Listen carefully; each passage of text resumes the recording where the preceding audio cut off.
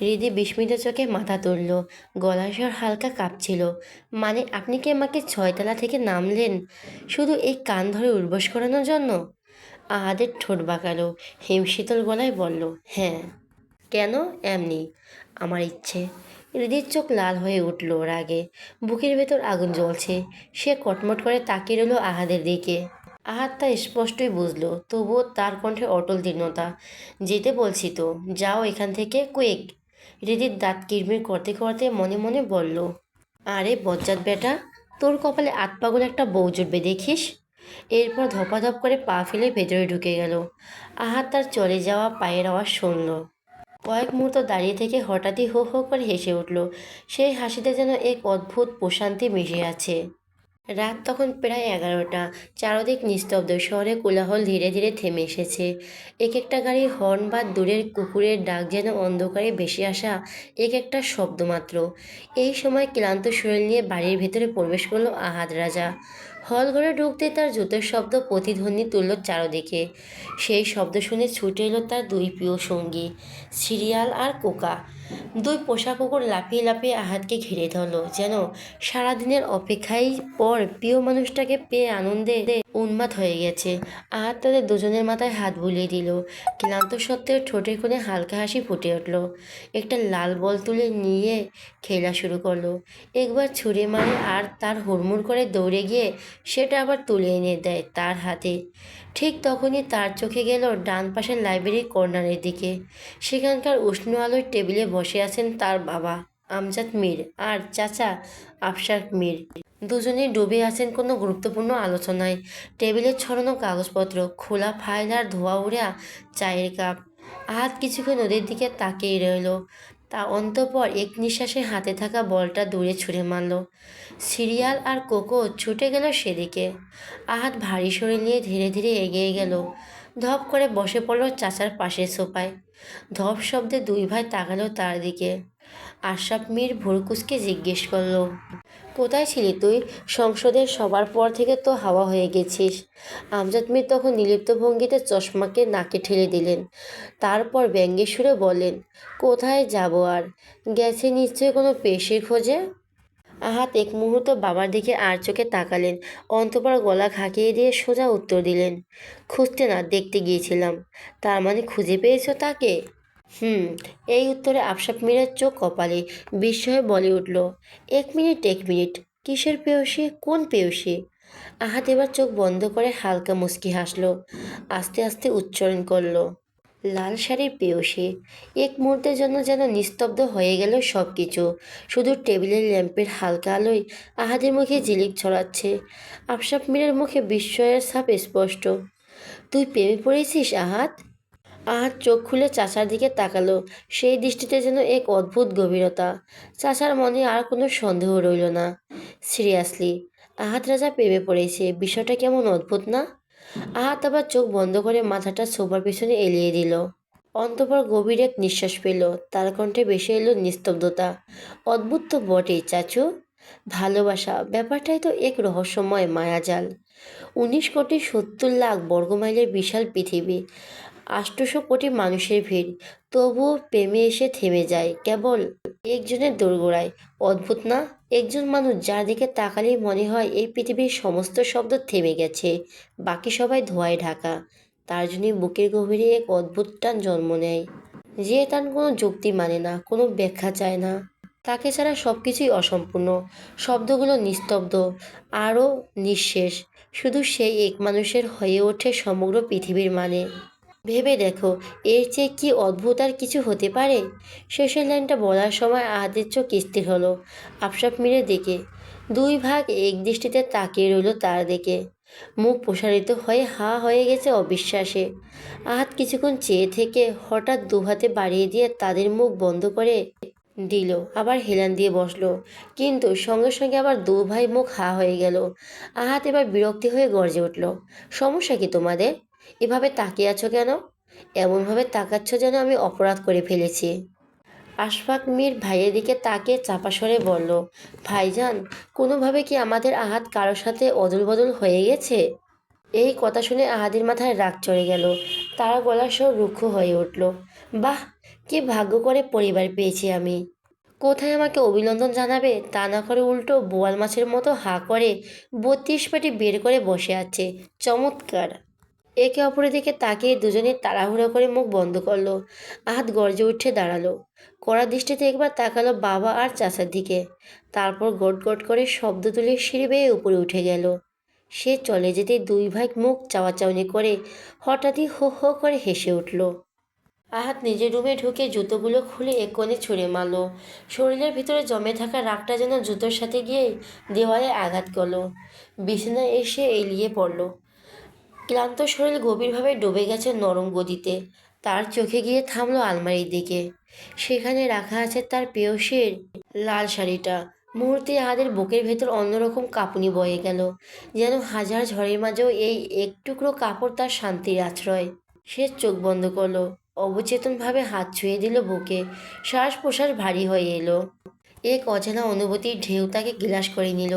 ধীরে ধীরে সে তলিয়ে গেল গভীর স্বপ্নরাজ্যে। সেখানে আছে শুধু সেই এক মানুষ, লাল শাড়ির প্রেয়সী।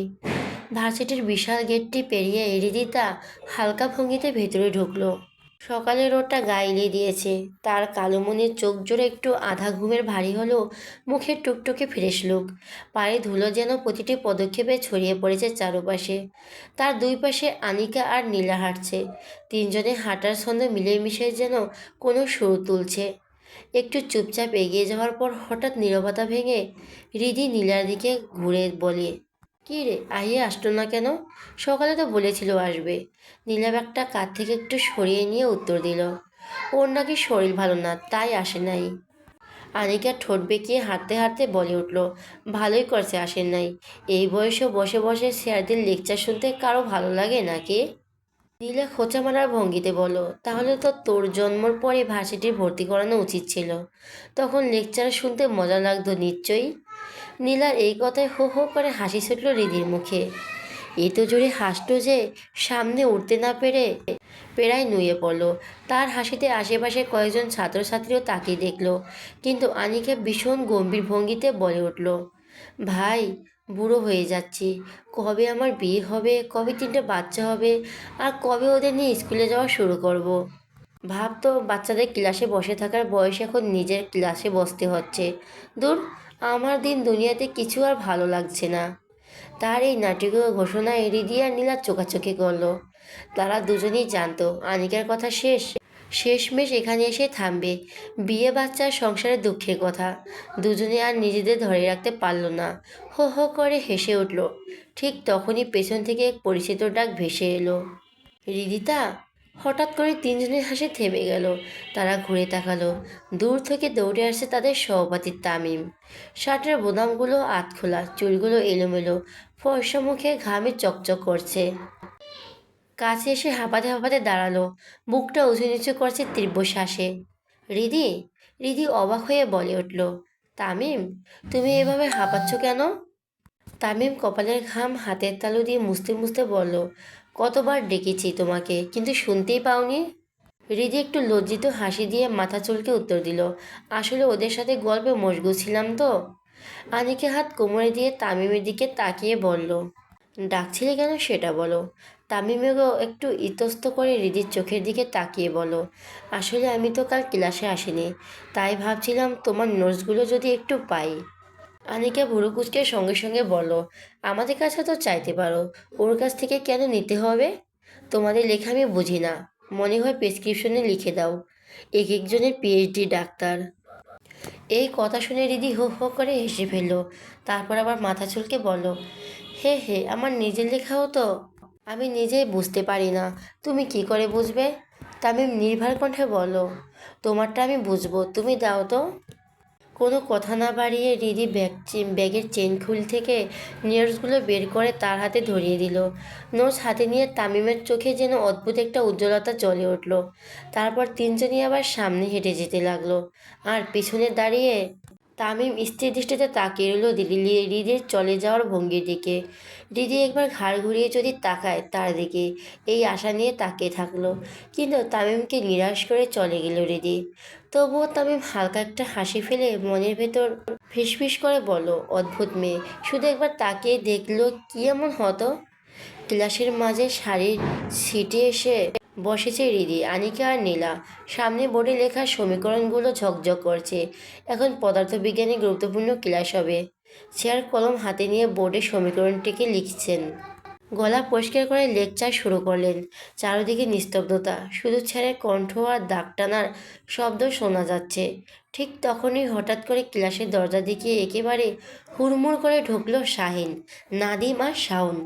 ক্লাসে এক অস্বস্তিকর গুঞ্জন ছড়িয়ে পড়ল। সবাই হঠাৎ পিছনে ঘুরে তাকালো। তাদের দেখা মাত্র হৃদির বুক ধক করে উঠল। মাথার ভেতর ঝড় বয়ে যেতে লাগলো। না জানি এবার কে কাণ্ড করে বসে এরা। তিনজন কারো তোয়াক্কা না করে সোজা এসে দাঁড়ালো হৃদির সামনে। স্যারের লেকচার থেমে গেল। হাত মাঝপথে ঝুলে রইল।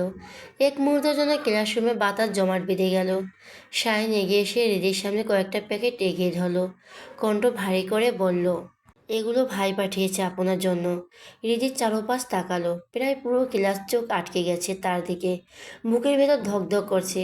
সে কপালে হাত রেখে মুখ আড়াল করার চেষ্টা করলো, কিন্তু আনিকা এবার খেকিয়ে উঠল। কি আছে এতে? শাহিন আনিকার দিকে বিরক্তি চোখে তাকালো। এরপর ঠান্ডা গলায় বলল, খাবার আছে, উনি সকালে খেয়ে আসেনি, তাই ভাই খাবার পাঠিয়েছে। বলেছি এখনই যেন খেয়ে নেয়। আনিকার ঠোঁট বাঁকিয়ে তাচ্ছিল্যের হাসি দিল। এগুলো আপনারা তিন পান্ডা মিলে খেয়ে নিন, এখন আমাদের ক্লাস চলছে, দেখতে পাচ্ছেন না নাকি? শাহিন ঠান্ডা গলায় উত্তর দিল, আপনি এত হাইপার হচ্ছেন কেন? আপনাকে তো কিছু বলা হচ্ছে না। তারপর আবার প্যাকেটগুলো রিদির দিকে এগিয়ে দিয়ে বলল, এতে ভাইয়ের একটা চিরকুটও আছে। রিদির শরীর যেন জমে গেল। হাতের তালু ঘামে ভিজে গেছে। শুকনো ঢোক গিলে কাঁপা কাঁপা হাতে প্যাকেট নিল। ভেতর থেকে কাগজের টুকরো বের করলো। তাতে স্পষ্ট লেখা, এখনই খাবার না খেলে তোমার সাথে কি হতে পারে সেটা নিশ্চয়ই তুমি ভালোই করে জানো। জানো? চিরকুট পড়তে তার গলা শুকিয়ে কাঠ হয়ে গেল। কাগজটা মুড়িয়ে নিল মুঠোতে। ধীরে চোখ তুলতেই দেখলো সামনে দাঁড়িয়ে স্যার তীক্ষ্ণ দৃষ্টিতে তাকিয়ে আছেন। সেই চোখের ভার সইতে না পেরে ধরপড় করে উঠে দাঁড়ালো। ব্যাগ কাঁধে নিয়ে ক্লাস থেকে এক দৌড়ে বেরিয়ে গেল। তার পিছনে ছুটল আনিকা আর নীলা। বেরোনোর আগে আনিকা শাইনের দিকে তীক্ষ্ণ দৃষ্টিতে তাকিয়ে ইচ্ছে করে তার পায়ে জোরে একটা পাড়া দিল। শাহিন দাঁত চেপে মুখ খিচে বন্ধ করে নিল ব্যথায়, কিন্তু চুপ রইল। ক্লাসের বাইরে এসে রিদি দম ফেলে একটা বেঞ্চে বসলো। ব্যাগ খুলে সব প্যাকেট একসাথে মেলে ধরলো সামনে। অন্তঃপর তাড়াহুড়া করে খাওয়া শুরু করলো। এইবার এই প্যাকেট থেকে, একবার ওই প্যাকেট থেকে কামড়ে দিচ্ছে। যেন একটা কামড় দিচ্ছে নিজের ভেতরে আতঙ্ক ঢাকতে চাইছে। তাই এই অদ্ভুত খাওয়ার ভঙ্গি দেখে আনিকা অবাক হয়ে বলল, এভাবে খাচ্ছিস কেন? মনে হচ্ছে কতদিন না খাওয়া তুই, আর আহাত রাজার খাবার পাঠালে খেতে হবে। দিদি মুখ ভর্তি খাবার নিয়ে অস্পষ্ট গলায় উত্তর দিল, থাপড় খাওয়ার থেকে খাবার খাওয়া অনেক ভালো। তার দিকে হাত বাড়িয়ে বলে, এই নে তুইও খা। নীলার ঠোঁট ফুলিয়ে আনিকার দিকে তাকালো। গম্ভীর কণ্ঠে বলো, দোস্ত আমি বাসায় চলে যাচ্ছি। কেন, তোর আবার কি হলো? কিছু না, ভালো লাগছে না, মাথা ব্যথা করছে। হৃদির দিকে একবার তাকালো নীলা। শুকনো একটা হাসি দিয়ে ধীর পায়ে সেখান থেকে চলে গেল। অন্যদিকে একই সময়ে আহাত রাজা বসে আছে কনফারেন্স হলে। গম্ভীর পরিবেশ, দীর্ঘ টেবিল ঘিরে বসে আছে কেন্দ্রীয় সব নেতা। সামনে নথি কাগজ, পানির বোতল, চলছে দেশের গুরুত্বপূর্ণ রাজনৈতিক আলোচনা। টেবিলে রাখা আহাত ফোনটা হঠাৎ কাঁপতে শুরু করলো। স্ক্রিন জ্বলে উঠল, শাইনের নাম্বার থেকে ভিডিও এসেছে। আহাত ফোন হাতে তুলে নিতেই ভিডিও চালু হলো। চোখ আটকে গেল স্ক্রিনে। রিদি বেঞ্চে বসে চারপাশে ছড়িয়ে রাখা খাবারের প্যাকেট থেকে একবার এক একটা তুলে খাচ্ছে। মুখে খাবার ভরা, তার গাল দুটো ফুলে গেছে, মাঝে মাঝে চোখ এদিক করছে। তার এই ভঙ্গি দেখে আহাত হঠাৎ শব্দ করে হেসে উঠল। মুহূর্তে চারপাশের সব নেতা চুপ হয়ে তার দিকে তাকালো। গম্ভীর আলোচনার মাঝখানে আহাদের এমন হাসি যেন বজ্রপাতের মতো পড়ল। আহাত তা বুঝতে পেরে তৎক্ষণাৎ মুখ শক্ত করে নিল। ফোনটা টেবিলে রেখে সোজা হয়ে বসলো। শিরদাঁড়া সোজা করে দুই বাহু ঘুরিয়ে চোখ রাখলো কাগজের দিকে। মুখে অদ্ভুত গম্ভীরতা। সবাই যখন অবাক আলোচনায় মন দিল, তখনও তার ঠোঁটে এক ফোঁটা চাপা হাসি ফুটে উঠেছিল। সে সেটা ঠোঁট চেপে সংযত রাখলো, কিন্তু বুকের ভেতর যেন এক মিষ্টি আগুন জ্বলছিল। তার প্রেয়সীকে এভাবে খেতে দেখে সে অবচেতনই হাসি চেপে রাখতে পারছে না। ভার্সিটি শেষ করে রিদিতা আর আনিকা এলো মেয়ের হাউজে। আহিয়ার শরীর খারাপ শুনে তারা ভাবলো একটু দেখা যাবে। মূল দরজা পেরিয়ে ভেতরে ঢুকতেই দেখে সোফার কোণে গুটিসুটি হয়ে বসে ফোন স্ক্রল করছে আহিয়া। তাদের দেখে হালিমা বেগম অবাক হয়ে এগিয়ে এলেন। আরে তোমরা! রিদিতা আর আনিকা একসাথে সালাম দিল। হালিমা বেগম সালামের উত্তর দিয়ে মৃদু হেসে বললেন, আহি, এই দেখ কারা এসেছে। আহিয়া ফোনটা নামিয়ে তাকাতে চমকে উঠল। আরে তোরা, এই সময়? আনিকা মুচকি হেসে বলল, ভেবেছি তোর শরীর খারাপ তাই দেখে যাই। এখন তো দেখি দিব্যি আছিস। আহিয়া মুখ বাঁকিয়ে বলো, আরে একটু অস্বস্তি হচ্ছিল। এমন সময় ধপধপ পায়ে ভেতরে ঢুকলো আদিল। আহিয়ার সাথে তাদের দেখে একটু থমকে দাঁড়ালো। অন্ধকার ঠোঁটের কোণে এক চিলতে হাসি টেনে এগিয়ে এলো। হাই বিউটিফুল লেডিস, আমি আদিল মীর। সে হাত বাড়ালো রিদির দিকে। আদিল মীর শুনে রিদি তার ঠান্ডা গলায় সালাম দিল। আসসালাম আলাইকুম। আদিল মুহূর্তে অবাক হয়ে গেল রিদি তার সরলতা দেখে। অতঃপর নাটকীয় ভঙ্গিতে উত্তর দিল, ওয়ালাইকুম আসসালাম। আহিয়া বিরক্ত হয়ে কুইন দিয়ে ভাইয়ের পেটে গুঁতো মারল। যা এখান থেকে। আদিল আহিয়াকে টেনে নিয়ে বলে, যাব না। আদিলের বাচ্চা, তোকে একটা লাথি মেরে উগান্ডা পাঠিয়ে দেব। দে না, আমার তো উগান্ডা যাওয়ার অনেক দিনের ইচ্ছা। যা এখান থেকে। আদিল আহিয়াকে টেনে নিয়ে বলে, যাব না। আদিলের বাচ্চা, তোকে একটা লাথি মেরে উগান্ডা পাঠিয়ে দেব। এ না, আমার তো উগান্ডা যাওয়ার অনেক দিনের ইচ্ছা। রাগে কাঁপতে কাঁপতে আহিয়া চিৎকার করে বলল, চাচি আম্মা, তোমার ছেলের কিছু বলো। রান্নাঘর থেকে হালিমা বেগম কড়া গলায় বললেন, আদি জ্বালাস না ওদের। আদিল হেসে পিছু হাঁটলো। রিদির দিকে তাকিয়ে চোখ টিপে বলল, বাই বিউটি। আবার আহিয়া চুল টেনে দিয়ে একটা ভেঙচি মেরে সিঁড়ি বেয়ে উপরে চলে গেল। তাদের ভাই বোনের কাণ্ড দেখে আহিয়া আর রিদি দুজনে স্তব্ধ। কিন্তু এর মধ্যে হঠাৎ রিদির চোখ আটকাল একটা সবুজ চোখওয়ালা কালো কুকুর ধীরে ধীরে এগিয়ে আসছে তারই দিকে। রিদি ভয়ে দুপা পিছিয়ে গেল। অবুজ প্রাণীটা খেলতে চায় ভেবে আর একটু এগিয়ে এলো। এতে রিদি ভয়ে তীব্র চিৎকার দিয়ে ছুটে পালালো। কুকুরটাও দৌড়ে গেল তার পিছু নিয়ে। এরপর শুরু হলো ছোটাছুটি। হালিমা বেগম দৌড়ে এসে দাঁড়ালো আহিয়ার পাশে। আহিয়া চেঁচিয়ে বলল, আরে থাম, ও কিছু করবে না তোকে। রিদি! কিন্তু কে শোনে কার কথা। মুহূর্তে ড্রয়িং রুমে শুরু হলো হট্টগোল। সোফার এপার ওপার টেবিল ঘুরে রিদি প্রাণপণে ছুটছে, তার পিছু পিছু কুকুরটাও। এমন সময় দরজা দিয়ে ঢুকলেন আহাত রাজা মীর আর আমজাদ মীর। দুজনেই স্তব্ধ হয়ে গেলেন সামান্য দৃশ্য দেখে। হাত থমকে দাঁড়িয়ে রেডি ছোটাছুটি দেখছে। লাল চুড়িদার পরা মেয়েটা যেন আতঙ্কে বাতাসে ভেসে বেড়াচ্ছে। চুল এলোমেলো হয়ে গেছে। আমজাদ মীরও বিস্ময়ে তাকিয়ে রইলেন। ঠিক তখনই ভয়ে দিশেহারা রিদি ছুটে গিয়ে সোজা এক লাফে কোলে উঠে পড়ল। ঘরে নিস্তব্ধতা নেমে এলো। সবাই হা হয়ে তাকিয়ে আছে। সিরিয়াস, এতে হাঁপাতে হাঁপাতে তাদের সামনে দাঁড়ালো। আহাদের চোখের ইশারা গুটি গুটি হয়ে এক কোণে গিয়ে বসলো। এক মুহূর্ত পর আমজাদ মীর গম্ভীর কণ্ঠে বললেন, এবার নামতে পারো মেয়ে, ও তোমাকে কিছু করবে না। গভীর কণ্ঠে যেন বজ্রপাত হলো।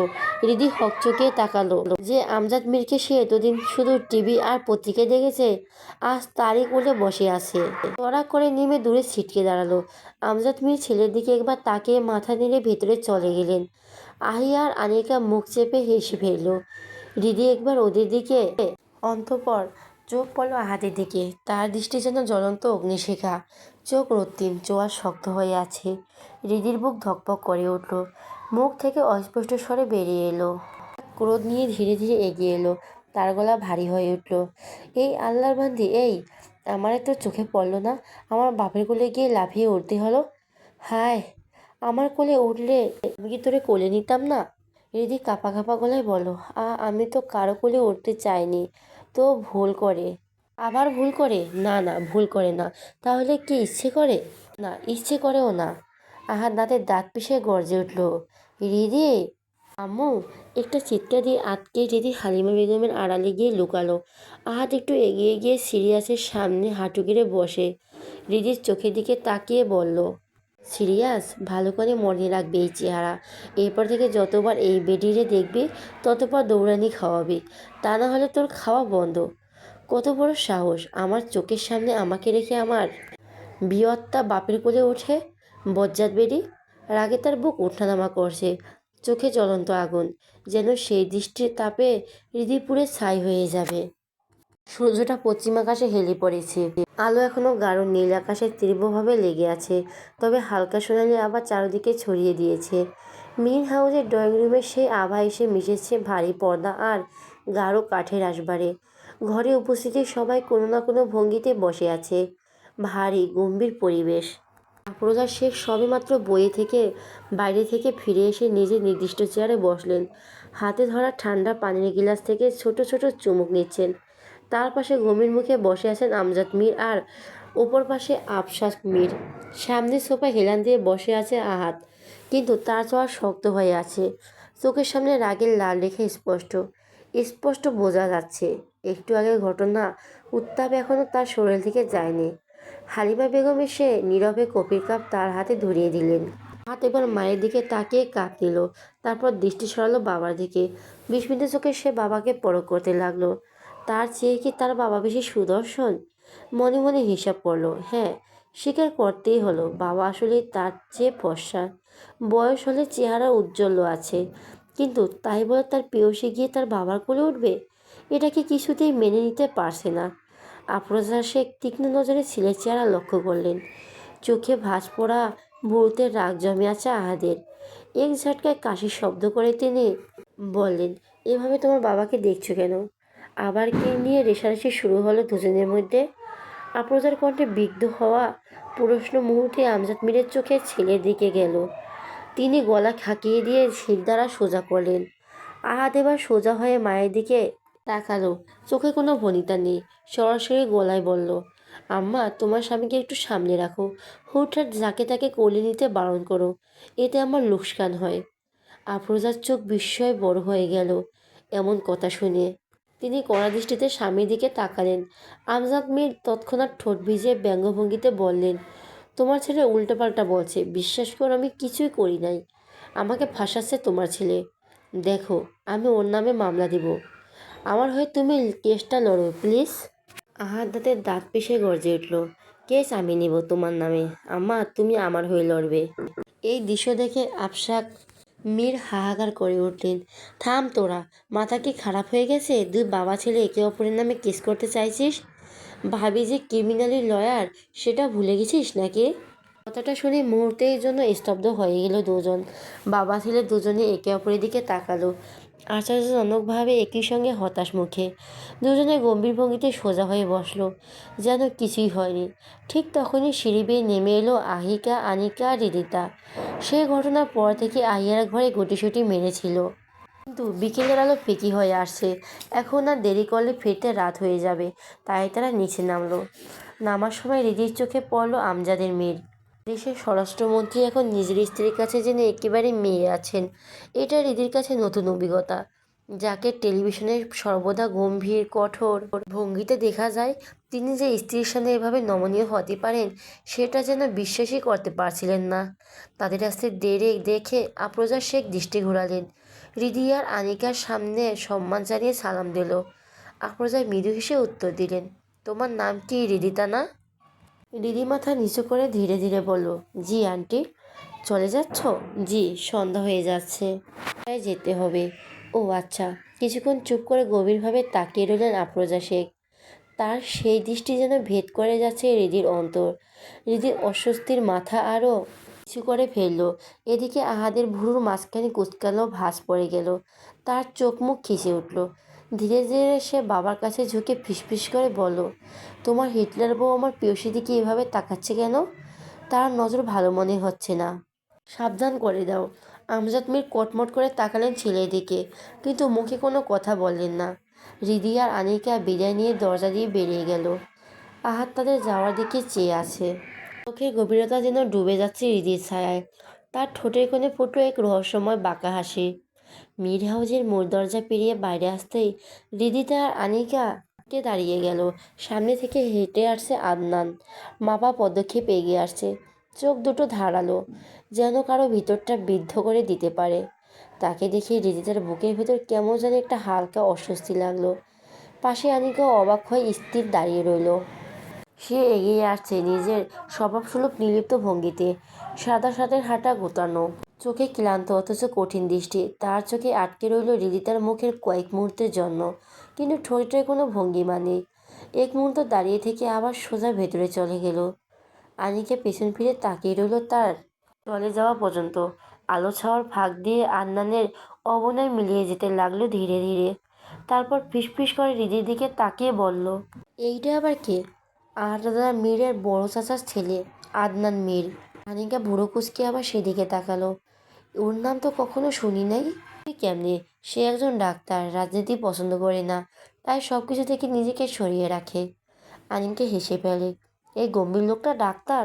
এ তো রাগ নিয়ে রোগীদের চিকিৎসা করে। কেমনে? রীতির ঠোঁট কামড়ে হাসি সামনে নিয়ে বলে, আমার তো মনে হয় রোগীদের থাপড়ে থুপড়ে সুস্থ করে দেয়।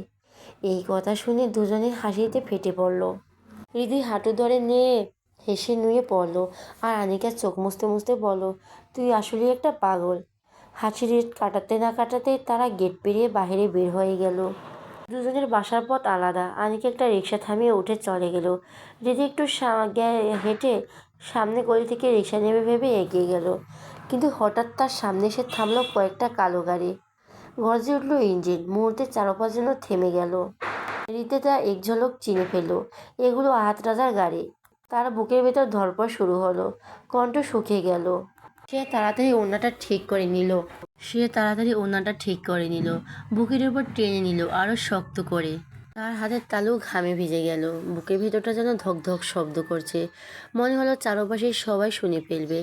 মনে মনে প্রশ্ন করলো হৃদি, কিছুক্ষণ আগেই তো মীর হাউজে ছিল, এত দ্রুত এখানে এলো কিভাবে? তার ভাবনার মাঝে সামনে গাড়ির দরজা খুলে গেল। ভেতরে বসে আছে আহাত রাজা মীর। কালো শার্টের হাঁটা গুটানো, পায়ের উপর পা তুলে বসা, চোখে কালো চশমা। তার চুলগুলো হাওয়ায় একটু একটু দুলছে। ভঙ্গিটা শীতল অথচ তার কাছে ভয়ঙ্কর। হৃদির চোখ এক মুহূর্তের জন্য থমকে গেল তার দিকে। নিজের অজান্তেই ঘাড় হালকা কাত হয়ে গেল। আবার দ্রুত মাথা নাড়িয়ে নিজেকে সামলে নিল। ড্রাইভার নেমে এসে ভদ্রভঙ্গিতে বলল, গাড়িতে উঠুন ম্যাম।